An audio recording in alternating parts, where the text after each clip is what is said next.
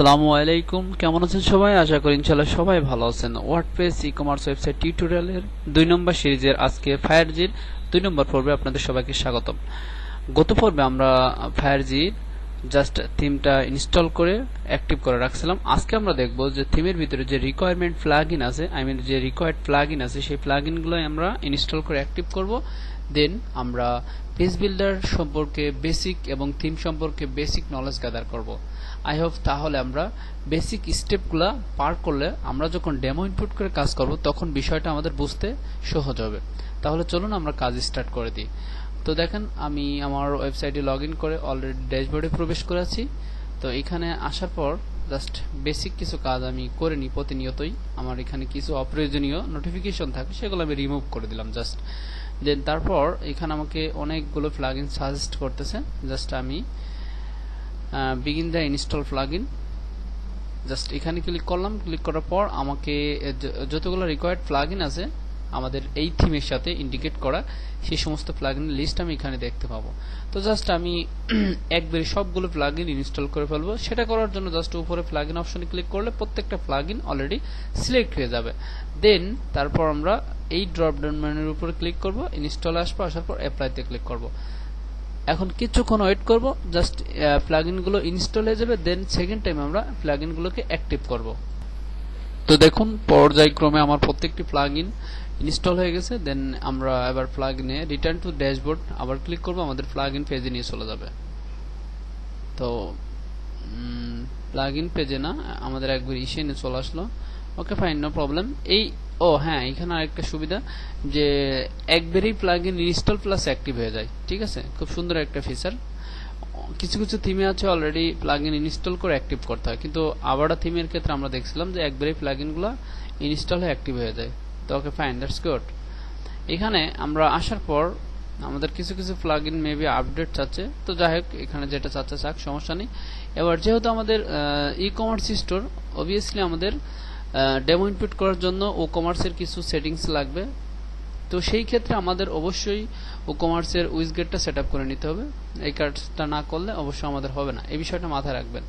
তো দেখেন, আমাদের ও কমার্স সেটিং বিগত অনেক ভিডিওতে দেখিয়েছি, তবুও যারা বিগিনার আছেন তাদের ক্ষেত্রে আরো একবার একটু দেখিয়ে দিচ্ছি।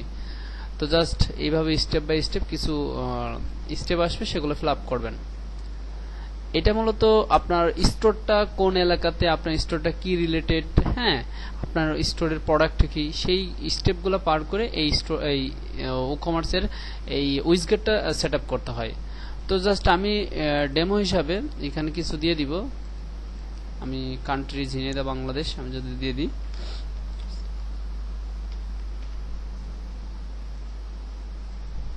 সরি, এখানে বাংলাদেশ, তারপর ঝিনাইদহ।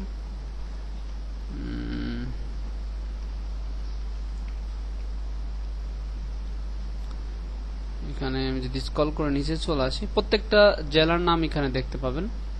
প্রত্যেকটা জেলার নাম এখানে শো করবে। সারা বিশ্বে ও কমার্স এমন একটা পপুলার প্লাগইন, যে এই প্লাগইনটা এমন ভাবে এরা তৈরি করছে যে প্রত্যেকটা ডাটা এদের কাছে আছে। খুব চমৎকার একটা ফিচার। দেন এখানে সেটিংস, স্টোর, কন্টিনিউ। ওকে ওকে, আমরা সেকেন্ড স্টেপে চলে যাব। সেকেন্ড স্টেপে আসার পর আমাদেরকে এখানে বলছে যে আমাদের স্টোরটা অ্যাকচুয়ালি কিসের উপরে, কি রিলেটেড স্টোর। আমাদের স্টোরটা মূলত ফ্যাশন, তারপর হেলথ অ্যান্ড বিউটি, ঠিক আছে, আপনাদের আর্কিটেকচার, তারপর electronics, food and drink, home and furniture, electronics, others. আপনাদের স্টোরটা যেভাবে হবে, জাস্ট সেই স্টোরটা। অনেক সময় আছে যে ক্লায়েন্ট আপনাকে স্পেসিফিক একটা স্টোরের উপর আপনার ওয়েবসাইটে বিল্ড আপ করতে দেবে। সেটা হতে পারে ফ্যাশনের উপর, সেটা হতে পারে হেলথের উপর, সেটা হতে পারে ইলেকট্রনিক্সের কোনো প্রোডাক্টের উপর। সেটা ক্লায়েন্টের কাছ থেকে শুনে নেবেন। আর এটা যদি আপনি হয়তোবা এরকম মাঝে মাঝে এরকম প্রবলেম হতে পারে যে ক্লায়েন্টকে নক করছেন মার্কেট প্লেসে, ক্লায়েন্ট অফলাইনে, তখন আপনি কাজ করতেছেন, কাজ তো আর থামায় রাখা যায় না। তো সেই ক্ষেত্রে আপনি একটা টিপস অ্যান্ড ট্রিক্স, সেটা হচ্ছে জাস্ট করে ফেলবেন। কাজটা করার পর ক্লায়েন্টকে নেক্সট টাইম জিজ্ঞেস করবেন কিংবা মেসেজ দিয়ে রাখবেন। ক্লায়েন্ট যখন বলে তখন এটাকে আবার সেটিংস অপশন থেকে কিন্তু সবকিছু চেঞ্জ করা যায়। এটা নিয়ে টেনশন করার দরকার নেই। জাস্ট আমাদের থিমের ডেমো ইনপুট করার জন্য, রিকোয়ারমেন্ট ফ্লপ করার জন্য আমরা জাস্ট ডেমো পারপাসে আপনি কাজটা করে ফেলতে পারেন। দেন অ্যাকচুয়াল যে ইনফরমেশন সেটা কিন্তু সেটিংস থেকে পুরোনো আবার কিন্তু এডিট করতে পারবেন। ঠিক আছে, তো আমাদের প্রোডাক্টটা কি রিলেটেড, ফিজিক্যাল প্রোডাক্ট না ডাউনলোড প্রোডাক্ট? তো আমরা তিন ধরনের প্রোডাক্ট কিংবা মেম্বারশিপ প্রোডাক্ট থাকতে পারে না, যে মেম্বারশিপ প্ল্যান ওয়েবসাইটের ভিতরে অ্যাডজাস্ট করা থাকতে পারে, কিংবা সাবস্ক্রিপশন প্ল্যান থাকতে পারে, ডাউনলোড রিলেটেড প্রোডাক্ট থাকতে পারে, ফিজিক্যাল প্রোডাক্ট থাকতে পারে, হ্যাঁ, তারপর বান্ডেল রিলেটেড কিছু প্রোডাক্ট থাকতে পারে। এরকম আপনার প্রোডাক্ট যে অ্যাকচুয়ালি যে প্রোডাক্টটা, সেই প্রোডাক্টটা এখানে দিয়ে দিবেন ঠিক চিহ্নটা, দেন কন্টিনিউ। তারপর এখানে বলতেছে যে ইওর প্ল্যান অ্যান্ড ডিস্ট্রিবিউট, আমাদের প্রোডাক্ট কত আমাদের স্টোরে থাকবে। তো এখানে 1000 প্লাস দিয়ে দিলাম, কারণ ই কমার্স ওয়েবসাইটে অনেক ধরনের প্রোডাক্ট ওয়েবসাইটের ভিতরে ইনপুট করা হয়। ঠিক আছে, ওকে। সেকেন্ড স্টেপে কি বলতেছে যে আপনি কোথায় কোনো সেল টেল করছেন কিনা যাবত। না, আমরা কোথায় কোনো সেল করিনি, আমরা নতুনভাবে স্টোরটা সেট আপ করতেছি। আর যদি করেন তাহলে যে অ্যানাদার প্ল্যাটফর্ম দিয়ে সেই প্ল্যাটফর্মের নাম, কত টাকা সেল করছেন, কি ভিতরে তো বলে দিতে পারেন। তো জাস্ট নো, অত ঝামেলার দরকার নেই। আর তারপর এই যে মার্কেটিং পারপসে এই যে আপনাকে অটোমেটিক্যালি ও কমার্স প্লাগইন 3টা মার্কেটিং সোশ্যাল মিডিয়া ইয়ে করতে বলবে, সেট আপ করতে বলবে। এটার সাথে ইন্টিগ্রেট করা আছে অলরেডি। ঠিক আছে, তো যদি চান তাহলে এটা সুইচ অন করে রাখেন, তাহলে দেখবেন যে অটোমেটিক্যালি ও কমার্স প্লাগইনটি ইনস্টল করে নেবে। হ্যাঁ, তো আমি যেহেতু লাগতেছে না, আমরা যেহেতু মার্কেটিং পারপস এটা করব না, জাস্ট আমরা ডেমো ডিজাইন সেটআপ প্রসেসটা দেখতেছি, এটা আমাদের লাগবে না। ওকে, তারপর আমরা জাস্ট কন্টিনিউ দেওয়ার পর এখানে আমাদের চুজ থিম, অলরেডি আমাদের থিম কিন্তু চুজ করা আছে। তো আমরা এই স্টেপটা দেখবো না, জাস্ট স্কিপ করে চলে যাব। স্ক্রল করে নিচে চলে আসলাম, দেন স্কিপ।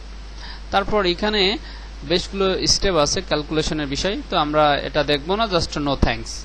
যদি আমাদের এগুলো প্রয়োজন হয় নেক্সট টাইম আমরা সেটিংস থেকে করে নিব। তো এখানে প্রাথমিক অবস্থায় নো থ্যাঙ্কস দিয়ে দেবো। তারপর এখানে কিছু নোটিফিকেশন আসবে, এটা স্কিপ করে নেক্সট চলে যাবেন, ফিনিশ, দ্যাটস গুড। আমাদের সবকিছু কমপ্লিট।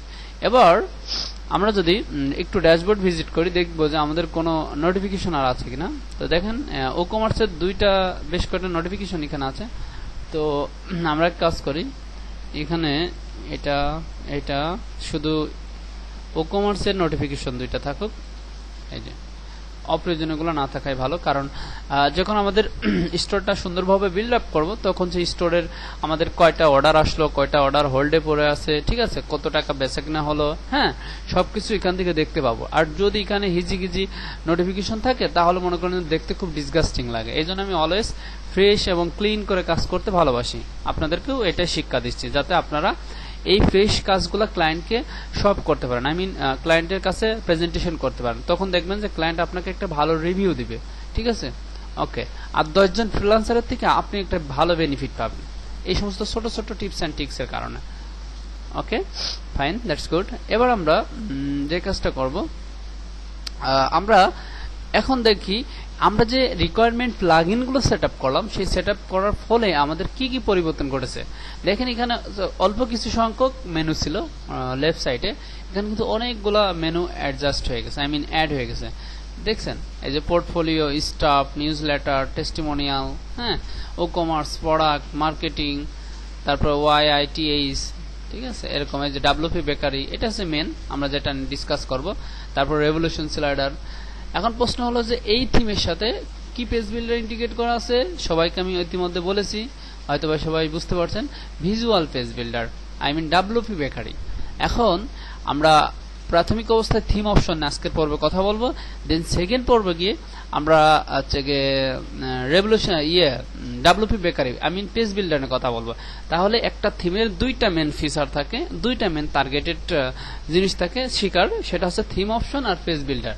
এই 2টা সম্পর্কে যদি আপনি ফুলফিল নলেজ থাকে, আই হোপ ওই থিম সম্পর্কে খুব ভালো একটা কনসেপ্ট আপনার ভিতরে ডে বাই ডে তৈরি হয়ে যাবে। ক্লিয়ার? ওকে, তাহলে আমরা ফার্স্ট টাইম থিম অপশনটা খুঁজি, যে এই থিমের থিম অপশনটা কোথায়। তো আমরা যদি একটু চোখ বুলাই, তাহলে এই থিমের থিম অপশনটা আমরা দেখতে পাবো। অবশ্যই দেখি আমরা কোথায় আছি। তো আমরা তো নরমালি জানি যে এখানে থাকে, তাই না? বিগত যেমন আমরা উডমার্ট থিম নিয়ে কাজ করছিলাম, বিগত ডিবি থিম নিয়ে কাজ করছি, বিগত দিনগুলোতে আমরা আবাডা থিম নিয়ে কাজ করছি, এলিমেন্টর নিয়ে কাজ করছি। প্রত্যেকটা থিমেই কিন্তু এই সমস্ত জায়গায় তারা স্থান নিয়েছিল, ঠিক আছে? আই মিন এখানে মেনুটা শো করছিল, বাট এখন দেখছি এখানে নাই, তাই না? অনেকের মনের ভিতরে একটু বিভ্রান্তি তৈরি হতে পারে। তো এটা কোনো বিষয় না, জাস্ট স্ক্রল করে নিচে চলে আসবেন, সেটিংস এর ভিতরে দেখবেন আপনি যে সেটিংস এর ভিতরে না পেলে অ্যাপিয়ারেন্স এর ভিতরে খেয়াল করবেন। তবে এখানে যদি মাউসে কার্সার রেখে একটু চোখ বুলান, থিম অপশন কিংবা থিম সেটিং, ডেমো ইনপুটের অপশন আছে, এই যে এখানে যে থিম সেটিং দেখছেন, ওকে। এবার এই যে এখানে আসার পর দেখেন এখানে থিম অপশনে আমরা স্টেপগুলো দেখতে পাচ্ছি, ঠিক আছে? এই থিম অপশনে হাইমরি অনেক কিছু দেওয়া নাই, কারণ পেজ বিল্ডারের ভিতরেই আর উইজগেট দিয়েই এরা অনেক কিছু সেটিংস আই মিন ডেভেলপ করে ফেলছে, ঠিক আছে? এই কারণে এই থিমের ভিতরে অতটা কিছু দেওয়া নাই। তো দেখেন এখানে ফার্স্ট টাইম বলছে সাইট লোডার সেটিং, সাইট যে লোডিং এর সেটিং সেটা, এবং লোডিং এর সময় যে ইফেক্টটা আসে, আই মিন আমি এখানে প্রসেসটা একটু দেখাই। আমি যদি এখানে রিলোড দিই, এই দেখেন যে ইফেক্টটা আসতেছে, সেই ইফেক্টের কালার এখানে মডিফাই করে দিতে বলছে। তো আমি যদি এটার কালারটা চেঞ্জ করে দিই, এভাবে কালারটা যদি চেঞ্জ করে দিই, তাহলে কিন্তু এই কালারটা মেবি এখান থেকে চেঞ্জ হয়ে যাবে। আমি আবার আসলাম, আসার পর এখানে রিলোড দিলাম, একটু দেখি, এই দেখেন কালারটা চেঞ্জ হয়ে গেছে, ঠিক আছে?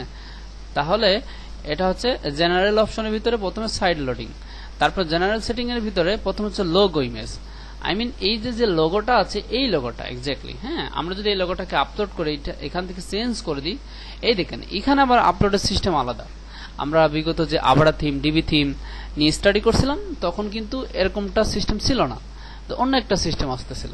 তো এই কারণে প্রত্যেকটা থিমের প্রতি হালকা আই মিন কিছু কনসেপ্ট থাকা আই হোপ খুবই ইম্পর্টেন্ট, ঠিক আছে? ওকে, আমি যদি কোন একটা লোগো ফর এক্সাম্পল সিলেক্ট করে দিই, জাস্ট উদাহরণ স্বরূপ, যেহেতু ই কমার্স স্টোর, এটা দিই, হ্যাঁ, এটা দিয়ে দিলাম, তারপর আপলোড হয়ে গেল। এখানে আসার পর এখানে যদি কোনো কিছু এডিট করার প্রয়োজন হয়, এই যে আপনি যদি চান যে এই ইমেজগুলো আপনি এডিট করবেন, তাহলে কিন্তু এখানে এডিট করতে পারবেন, কিংবা টাইটেল এখানে দিয়ে দিতে পারবেন, হ্যাঁ, তারপর অল্টারনেটিভ ট্যাক্স দিতে পারবেন, এগুলো দিবেন। আমি যদি এখানে অল্টারনেটিভ ট্যাক্স দিয়ে দিই কিংবা টাইটেল দিয়ে দিই, এইগুলা কেন দিবেন জানেন? এগুলা এই কারণেই দিবেন যে অল্টারনেটিভ ট্যাক্সটা এসইওর ক্ষেত্রে খুব ভালো ভূমিকা পালন করে। কারণ আপনার যখন কোনো এসইও রিলেটেড কোনো প্লাগইন আপনার ওয়েবসাইটের ভিতরে ইন্টিগ্রেট করে কাজ করবেন, আর একটা ওয়েবসাইটের প্রাণ কিন্তু এসইও। আপনি ওয়েবসাইট কোটি কোটি টাকাতে তৈরি করবেন, কোনো ফায়দা হবে না যদি ওয়েবসাইটটাকে যদি এসইও না করে র্যাঙ্ক না করতে পারেন, আর ওয়েবসাইটের ভিতরে সুন্দর লজিক যদি না দিতে পারেন, তাহলে কিন্তু ইউজার আপনার ওয়েবসাইটে এসে কখনোই স্টে করবে না। আর ওয়েবসাইটের ভিতরে যদি ইউজার স্টে না করে, তাহলে সেই ওয়েবসাইট তৈরি করার কোনো মানেই হয় না, তাই না? ওকে, তো ক্যাপশন ট্যাপশন এগুলো দিয়ে দিতে পারেন, আমি এগুলো আর দিচ্ছি না। জাস্ট এখানে এগুলো থাকার পর জাস্ট আমরা যদি এখানে ইনসার্ট দ্য ইনটু পোস্ট, এখানে এই বাটনটাতে ক্লিক করবেন ডাইরেক্টলি, হ্যাঁ, না করলে কিন্তু এখানে ইমেজটা চলে যাবে। হ্যাঁ, তো আমরা বাটনটাতে ক্লিক করছি, বাট আমাদের ইমেজটা চলে গেছে। তো আমরা দেখি সেভ দেই এখানে আসছে কিনা। অনেক সময় এরকম প্রবলেম হয় যে ইমেজ আসে বাট ইউআরএলটার লিঙ্ক এখানে শো করে না, অবশ্য আসবে না, এখানে ইমেজটা চলে গেছে। আচ্ছা, আমরা আবার ট্রাই করি আপলোড করে। হ্যাঁ, তো দেখেন এইখানে কিন্তু আবার সেই ফরম্যাটটা চলে আসছে। এখন প্রশ্ন হলো যে আমাদের কিন্তু ইমেজটা কিন্তু আপলোড হয়ে গেছে আমাদের মিডিয়া ফাইলের ভিতরে। উপরে দেখেন বেশ কটা ইয়ে আছে, মেনু আছে, বেশ কটা বলতে 3টা মেনু আছে। দেখেন এখানে মিডিয়া লাইব্রেরি নামে একটা মেনু পাবেন। এই মেনুর ভিতরে যে আমাদের যে লোগোটা আপলোড করছি সেই লোগোটা দেখতে পাবো। হ্যাঁ, তো আমরা এই লোগোটাকে শো করলাম। শো করার পর আমরা যদি ইনসার্ট ইনটু পোস্ট এটার ভিতরে ক্লিক করলাম, তাহলে আমাদের এটা চলে আসার কথা, বাট কেন আসতেছে না? তো এখানে না আসার একটা কারণ আছে। এই কারণটা আমি প্রথম অবস্থায় যখন এই থিম নিয়ে কাজ করছিলাম, আমি কিন্তু ইস্যুটা বোঝাচ্ছি আপনাদের। এই কারণটা আমার প্রথম প্রবলেমটা ফেস করছিল। যেমন আপনাদেরকে এরকম কোন প্রবলেম ফেস করতে হবে না ইনশাল্লাহ, আশা করি। আমি যেহেতু আপনাদেরকে বোঝানোর চেষ্টা করতেছি, আপনারা দেখলে বুঝতে পারবেন। জাস্ট আপলোডে ক্লিক করবেন। এবার যে কাজটা করবেন, মিডিয়া ফাইলে আসবেন। হ্যাঁ, আসার পর যে লোগোটা দিতে চাচ্ছেন সেই লোগোটার উপর ক্লিক করবেন। ক্লিক করার পর এখানে যে ইউআরএল লিঙ্কটা ফাইল ইউআরএল দিয়ে দিতে হবে, না হলে কিন্তু এটা শো করবে না। এবার যদি আপনি ইনসার্ট পোস্টে ক্লিক করেন, তাহলে কিন্তু এইবারটা চলে আসবে। দেখছেন, এবার চলে আসছে। তাহলে বিষয়টা ক্লিয়ার। আপলোডে ক্লিক করবেন। হ্যাঁ, ক্লিক করার পর যে কোনো লোগো এখান থেকে আপনি যদি আমি যদি আমাদের সেই কাঙ্ক্ষিত লোগোটা আবার যদি সিলেক্ট করে আপনাদেরকে বিষয়টা বোঝাই ডিপলি, তাহলে আই হোপ আপনি বুঝতে পারবেন। সরি, আমাদের এটা দেওয়ার পর আমাদের এখানে শোর উপরে ক্লিক করার পর এই যে ফাইল ইউআরএল এটাতে ক্লিক করবেন, একবারে কিন্তু বিষয়টা বোঝা আছে। তারপর ইনসার্ট ইনটু পোস্ট এটাতে ক্লিক করবেন, দেখবেন যে আমাদের এটা এর ভিতরে চলে এসেছে। হ্যাঁ, দেওয়ার পর এবার just save change. Clear? I hope আপনি বুঝতে পারছেন। ওকে, এবার আসি আমরা লোগোতে যদি এটা রিলোড দিই, তাহলে দেখবেন যে আমাদের লোগোটা পরিবর্তন। সরি, আমাদের এখানে আরেকটা লোগো আপলোড হয়ে গেছে। এই দেখেন, মানে এই লোগোটা আপলোড হয়ে গেছে। আচ্ছা, আমাদের কাঙ্ক্ষিত লোগোটা আপলোড করি, সিলেক্ট এই লোগোটাকে আপলোড করি আমরা। হ্যাঁ, তারপর এটা আপলোড কমপ্লিট হচ্ছে। তারপর আমরা মিডিয়া এখানে আপলোড কমপ্লিট হয়ে গেছে। তারপর file URL insert into post দিয়ে দিলাম। দিয়ে দেওয়ার পর জাস্ট আমরা স্ক্রল করে নিচে এসে এটা সেভ চেঞ্জে ক্লিক করলাম। হ্যাঁ, তো এবার আমরা যদি লোগোর প্রিভিউটা দেখতে যাই, তাহলে দেখবেন লোগোটা অনেক বড় হয়ে গেছে, তাই না? অনেক বড় হয়ে গেছে। ঠিক আছে, এটা হচ্ছে একটা ওয়ে লোগোটা চেঞ্জ করার। হ্যাঁ, আপনি চাইলে কিন্তু এবার লোগোটার সাইজটাকে মডিফাই করতে পারবেন খুব ইজিলি। যেমন এটা দুইটা ওয়েতে লোগোটা সাইজ মডিফাই করা যায়। জাস্ট আমি কাস্টমাইজেশনে গেলাম। কাস্টমাইজেশনে গিয়ে আমাদের এখানে আমি যদি সাইড আইডেন্টিটি ক্লিক করি, তারপর এখানে বলছে সিলেক্ট আইকন, আমরা ফেবি আইকনটা সিলেক্ট করে দিই। আমাদের এখানে যে এই আইকনটা সিলেক্ট করে দিই, আমরা এটাকে দিয়ে সিলেক্ট করে দিয়ে ওপেনে ক্লিক করলাম। তাহলে দেখবেন এই আইকনটা আমাদের অনেকগুলো লোগো আপলোড হয়ে গেছে। তো আমরা এগুলো চাই না, এগুলোকে রিমুভ করে দিই, কারণ যাতে আমাদের ড্যাশবোর্ডের মেমোরি লিমিটটা খরচ করে কোনো লাভ নাই। হ্যাঁ, ওকে, আমরা ফেবি আইকনটা সিলেক্ট করে দিলাম। হ্যাঁ, তারপর এখানে এই অবস্থা, দেন সিলেক্ট, এটা হয়ে গেল। আমাদের এই যে ফেবি আইকনটা চেঞ্জ হয়ে গেল। এবার আমরা যদি চাই এখান থেকে টাইটেল চেঞ্জ করতে পারবো। তো অনলাইন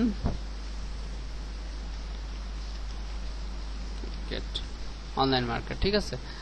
ওকে, আমরা টাইটেলটা চেঞ্জ করে দিলাম। তারপর জাস্ট এটাকে পাবলিশে ক্লিক করতে পারি। দেন আমরা বেকে এসে আমি কিন্তু হেডারের উপরের অংশ এবং মেনু লোগোটোগো এই সমস্ত সেটিংস গুলা দেখাচ্ছে, যা বেসিক, খুব ইম্পর্টেন্ট একটা বিষয়। হ্যাঁ, ওকে, তারপর আমি যদি হেডারের ভিতরে কোনো যদি ইমেজ ডিসাইড দিতে চান, তাহলে সেটা দিতে পারবেন। হ্যাঁ, তো ওকে ফাইন, আমরা এটা দেখতেছি না। তারপর আমরা কালার, আমাদের যদি প্রাইমারি কোনো কালার এখানে দেওয়ার প্রয়োজন হয়, সেটা আমরা দিতে পারবো। ঠিক আছে, খুব ইজিলি। তো আমরা এখানে যে জিনিসটা এখন দেখবো, সেটা হলো যে লোগো সাইজটাকে মডিফাই কিভাবে করা যায়। তো সাইড আইডেন্টিটির ভিতরে যেহেতু ফেবি আইকন আছে, ফেবি আইকনের সাথেই কিন্তু লোগো থাকতো, বাট এখানে কিন্তু লোগো নাই। তাহলে আমরা বুঝতে পারছি যে এখান থেকে লোগো সেটিংসগুলো মডিফাই করা সম্ভব না। তো সেই ক্ষেত্রে আমরা চলে যাব আমাদের থিম অপশনে। তো আমি আবার আমার থিম অপশনে চলে আসলাম। আসার পর এই আপলোড লোগোতে ক্লিক করবেন। তো যাবতীয় যে লোগোগুলা আমরা দেখবো, জাস্ট মিডিয়া ফাইলে চলে যাব। মিডিয়া ফাইলে আসার পর এই যে লোগোটাকে জাস্ট এখানে শো করব। শো করার পর জাস্ট এডিট অপশনে ক্লিক করব। জাস্ট আমরা লোগোটাকে মডিফাই করব। এখন আমি চাচ্ছি যে আমাদের এক্স্যাক্টলি কেমন হলে হবে। আমি লোগোটাকে সর্বোচ্চ এরকম এতটুকু বড় হলে হবে। তাহলে আমি 145/70 দিয়ে দিই। হ্যাঁ, ওকে, 145/70। আমি এখানে 145 এখানে আমি যদি সরি, এখানে অটোমেটিকলি নিয়ে নেয়। হ্যাঁ, আমি যদি 145 দিই, তাহলে এখানে 78। আচ্ছা, ওকে ফাইন, এটাই আমাদের শো করুক, নো প্রবলেম। দেন এটা দেখ, তো এটা কেটে কেটে যাচ্ছে। আমি যদি থাম্বনেল আকারে দিই, কিংবা সাইজ থাম্বনেল, ওকে, লোগো এখানে ইউআরএল। আর একটা বিষয়, আমরা যদি ফুল সাইজ করে দিই, এখানে কি শো করে, এখানে লার্জ, ফুল সাইজ, তারপর মিডিয়াম। ঠিক আছে, এখানে এগুলোকে সাইজ মডিফাই করে দেওয়া যায়। হ্যাঁ, তো দেখি আমরা যে কাজটা করলাম সেটা দেওয়ার পর আমরা যদি ফুল সাইজ দিয়ে আমরা যদি এখানে ইনসার্ট ইউআরএল এটাতে ক্লিক করছি, করার পর সেভ চেঞ্জে ক্লিক করলাম। ক্লিক করার পর এখান থেকে আমরা 12 আসি। হ্যাঁ, 12 এসে আমরা জাস্ট এখানে একটা সেভ চেঞ্জে ক্লিক করি। হ্যাঁ, এখান থেকে তো মডিফাই করলে এই ঝামেলাটা তো হবেই। এটা আমরা একটা কাজ করতে পারি, আমরা ডাইরেক্টলি এই ইমেজটাকে আমরা আমাদের পিসি থেকে মডিফাই করে নিয়ে আসতে পারি। আপনাকে ক্লায়েন্ট যখন ইমেজটা দিবে, তখন সেই ইমেজটা ধরে আপনি পিসি থেকে মডিফাই করতে পারবেন। তো ফর এক্সাম্পল আমি যদি আপনাদেরকে দেখাই, কারণ আমি যদি বলি, সরি, তো আমি ফটোশপটা ওপেন করলাম। ফটোশপে আমার মূল সাইজের ইমেজটাকে ওপেন করে আমি যদি সাইজটা দেখি, এই দেখুন ইমেজ সাইজ অনেক বড়, তাই না? এটাকে জাস্ট আমি 145x75 কনভার্ট করে এটাকে ড্র্যাগ এন্ড ড্রপ করে এটাকে সেভ করছি আমার পিসির ভিতরে।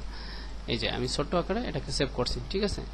এই ইমেজটা নরমালি যদি আমরা এবার আপলোড করি, তাহলে আমরা যদি আপলোডে ক্লিক করি তাহলে কিন্তু আমাদের মেইন যে সাইজটা সেই সাইজের ফরম্যাট আমরা ডিজাইনটা একবার পেয়ে যাবো। এটা হচ্ছে ঝামেলাবিহীন।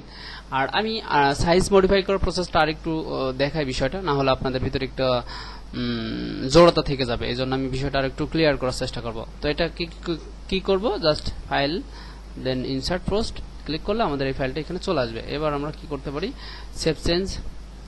এবার আমরা সাইটটাকে ভিউ করি, ঠিক আছে? আমরা একটা সাইট এখানে ক্লিক করলাম, দেখবেন যে আমাদের ইমেজটা এখানে তবুও ইমেজটা আমাদের বড় হয়ে গেছে, বাট আমাদের বড় ইমেজটাকে আপলোড করছি আমরা। আচ্ছা দেখি, আচ্ছা এই ইমেজটাকে আমরা এক কাজ করি, এখন মডিফাই করি। ইমেজটাকে আমরা মিডিয়াতে চলে গেলাম। ও সরি, আমরা তো বড় ইমেজটাকে আপলোড করছি। আচ্ছা আচ্ছা আচ্ছা আচ্ছা, সরি সরি সরি, আমি অত্যন্ত দুঃখিত, আমি বুঝতে পারিনি। আমাদের হয়তোবা এই স্মল কোথায়, স্মল লগোটা আমাদের জিনেদার ভিতরেই তো ছিল। স্মল লগোটা এই যে স্মল লগোটা, এটা এবার অবভিয়াসলি পাওয়ার কথা, কারণ এবার আসবে। আচ্ছা এই ইমেজের ঝামেলাটা যদি আপনি বুঝতে পারেন তাহলে অবভিয়াসলি দেখবেন যে আপনি সব প্রসেসটা প্রত্যেকটা ইমেজ প্রপারলি আপলোড করতে পারতেছেন, ঠিক আছে? এই ঝামেলাটা যদি আপনার সলভ হয়ে যায়, ঠিক আছে? এই দেখেন ইমেজটা ছোট হয়ে গেছে। এখন প্রশ্ন হলো, এবার আমরা দেখব যে একটু খুব দ্রুত চলে যাব আমরা, এটা এই ইমেজটা বড় ইমেজটাকে নিয়ে কাজ করব আমরা। হ্যাঁ, দেখবো যে এক্স্যাক্টলি হয় কিনা। আচ্ছা আমরা ছোট ইমেজটাকে ডিলিট করে দিই। এটাকে ডিলিট করতে হয় কিভাবে একটু দেখে নেন প্রসেসটা, তাহলে শিখা যাবে। হ্যাঁ, আপনি জাস্ট এখানে আসার পর কোথায় জানো, এই যে ডিলিট এই বাটন, জাস্ট কন্টিনিউ, এটা ডিলিট হয়ে যাবে। হ্যাঁ, এবার আমরা বড় ইমেজটাকে ধরবো। এটা কিন্তু বড় লোগো, এখানে দুইটা হয়ে গেছে অবশ্য। আচ্ছা আমরা উপরেটাকে ডিলিট করে দিই। আচ্ছা উপরেটাকে ডিলিট করে দিব, না হলে আমাদের কাজ করতে কেমন যেন হচ্ছে। আচ্ছা একটা নিয়ে আমরা কাজ করব। আচ্ছা নিচের কিন্তু এটা বড় লোগো। হ্যাঁ, এটাকে জাস্ট আমরা যদি এডিটে ক্লিক করি তাহলে অলরেডি এখানে সাইজ মডিফাই করে দেওয়া আছে। আমি যদি এখানে 150 কিংবা 160 দিই, দেওয়ার পর এখানে অটোমেটিকলি 86 নিয়ে নিয়েছে। তারপর এখানে ক্লিক করলাম, ক্লিক করার পর এবার আমরা লোগোটা আমাদের পেজের ভিতরে ইনপুট করব। সেটা করার জন্য ফাইল ইউআরএল, তারপর ইনসার্ট ইনটু পোস্ট। আমরা কিন্তু সেই স্মল লোগোটা ডিলিট করে দিয়েছি। দেওয়ার পর আমরা কিন্তু বড় লোগোটাকে এডিট করলাম। দেখি এক্স্যাক্টলি এবার আমাদের থিওরিটা ঠিক আছে কিনা। হ্যাঁ, আমি দুইটা প্রসেসই দেখালাম। আপনি যদি ওইভাবে কমফোর্ট ফিল না করেন, এই যে চলে আসছে, দেখছেন আমাদের এক্স্যাক্টলি সেই বড় লোগোটাকে আমরা সুন্দর করে মডিফাই করে ফেলছি। হ্যাঁ, তাহলে এই যে আমি প্রথমে বড় লোগো যখন ক্লায়েন্ট আপনাকে দিবে কোনো গ্রাফিক ডিজাইনারের কাছ থেকে, মাঝে মাঝে কি করে যে সেম ফাইল আপনাকে পাঠিয়ে দেবে, যে গ্রাফিক ডিজাইনার যে ফাইল দিয়েছে আপনাকে পাঠিয়ে দেবে, ওইটা আপনাকে দেখে আপনাকে সুন্দর করে মডিফাই করে বের করতে হবে। তো এইটাকে সুন্দর করে আপনি সাইজ করে নিতে পারেন। ইভেন আপনি চাইলে এই থিম দিয়ে যদি কাজ করেন তাহলে এইভাবে এখান থেকে সাইজ করে নিতে পারেন। Okay fine. তারপর আমরা যদি ব্যাকগ্রাউন্ড সেটিং সম্পর্কে যাই, আমাদের ওয়েবসাইটে টোটাল যে ব্যাকগ্রাউন্ড হোয়াইট কালার আছে, এটাকে যদি আপনি ইমেজ আকারে দিতে চান তাহলে যে এখান থেকে আপলোড ইমেজ দিয়ে দিতে পারবেন। তো আমাদের যেহেতু লাগবে না, এই যে একই সেম প্রসেসে আপনি ইমেজটা আপলোড করে দিতে পারেন, ঠিক আছে? তারপর ব্যাকগ্রাউন্ড ইমেজটাকে রিপিট হবে কিনা, টপ লেভেলের হবে কিনা, একদম সেম প্রসেস। আমরা উডমার্ট থিমের যে ব্যাকগ্রাউন্ড, উডমার্ট থিমের যে ফোল্ডারের ব্যাকগ্রাউন্ড মডিফাই করছিলাম না, আপনাদের মনে হচ্ছে হয়তোবা, ঠিক সেম প্রসেসে এটা, ঠিক আছে? তারপর স্কলিং অ্যাটাচমেন্ট স্কলিং হবে কিনা এরকম করলে সেটা। তারপর ব্যাকগ্রাউন্ড কালার, এখন যে কালারটা আছে এই কালারটা একদম সাদা কালার, আপনি চাইলে এটাকে মডিফাই করে দিতে পারেন। তো ফর এক্সাম্পল আমি যদি এটা দিয়ে সেভ চেঞ্জে ক্লিক করে আমরা যদি একটা রিলোড দিই তাহলে এটা চেঞ্জ হয়ে যাবে, দেখছেন? তো সাদা কালারটাই সব থেকে বেটার। তো আমরা এটাকে রাখবো না, আমরা সাদা কালারটা এখানে দিয়ে দেবো। হ্যাঁ, ওকে, সাদা কালার, দেন সেভ চেঞ্জ। তারপর বডি, এখানে বলছে কি, কই কই কই কই কই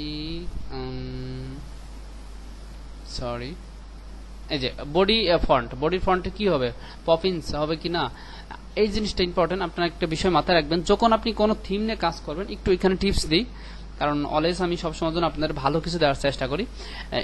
এখানে একটা বিষয় মাথায় রাখবেন যে যখন ক্লায়েন্টের কাজ করবেন, নেসেসারি যেগুলা একদম কমনই সেগুলো আপনি এখান থেকে করে নেবেন সেটিংস থেকে। আমরা যখন পিএইচডি টু এইচটিএমএল ডিজাইন করতাম না, তখন কিন্তু আপনারা একটা বিষয় জানতেন যে আমরা কিছু রেগুলার ফন্ট সেটা ডিফাইন করে দিই, কিছু রেগুলার কালার সেটা ডিফাইন করে দিই, কিছু রেগুলার সাইজ ডিফাইন করে দিই তো সিএসএস এর প্রপার্টির ভিতরে। তো ঠিক তদ্রূপ আপনি যখন থিম অপশনে কাজ করতে আসবেন, আপনার ওয়েবসাইট টার্গেটেড যে ওয়েবসাইট ক্লায়েন্ট আপনার হাতে দিবে ডিজাইন করতে, সেটা দেখে দেখে সেটার ফন্ট ফ্যামিলি, সেটার ফন্ট সাইজ, হ্যাঁ, সেটা এইখান থেকে মডিফাই করে দেবেন। দেওয়ার পর দেখবেন যে প্রত্যেকটা স্টেপে সেই ফন্টগুলো পেয়ে গেছে। আপনাকে আর ওই উইজগেট থেকে এলিমেন্ট থেকে একটা একটা করে করা লাগবে না। ওকে ওকে, তাহলে এই বিষয়গুলো আপনারা একটু কাইন্ডলি দেখে নেবেন। এই যে প্রত্যেকটা বিষয় একটু একটু একটু করে দেখে নেবেন। আমি অতটা মানে ডিপলি বলতে যাচ্ছি না, সহজ স্টেপগুলো, এই যে থিম অপশনগুলো একদম সহজ। দেখেন কালার কি হবে, এগুলো আপনারা প্রত্যেকটা স্টেপ একটু একটু করে দেখে নেবেন। তারপর হেডারের অপশনের ভিতরে কি আছে, হ্যাঁ, কন্টেন্টের ভিতরে কি হবে, এক একটা সেটিং এর জন্য আপনি 10 মিনিট করে টাইম নষ্ট করবেন। এই যে এক একটা সেটিং অপশন, এক একটা আমি যেরকম করে করে আপনাদেরকে বোঝাচ্ছি, এইভাবে প্লিজ এইভাবে আপনি একটা একটা করে দেখবেন। তাহলে আমি বিশ্বাস রাখি আপনাদের উপর, আপনি তাহলে এই সেটিংসটা শেষ করে ফেলছেন। I mean theme option settings complete. Then আমরা আগামী পর্বে আমরা পেজ বিল্ডারের বেসিক কিছু গল্প করব। আমি গল্প বলতে কি, বেসিক কিছু বিষয় আপনাদের জানানোর চেষ্টা করব। দেন তারপর আমরা ডেমো ইনপুট করব।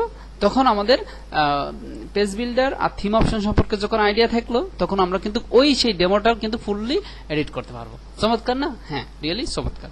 তাহলে আজকে এই পর্যন্তই, ভালো থাকবেন। অবভিয়াসলি আপনাদের রিকোয়েস্ট থাকবে থিম অপশনের প্রত্যেকটি স্টেপ একটা একটা করে দেখে দেখে আপনি নলেজটা গ্যাদার করবেন। তাহলে ভালো থাকবেন। Best of luck. Go head, bye bye.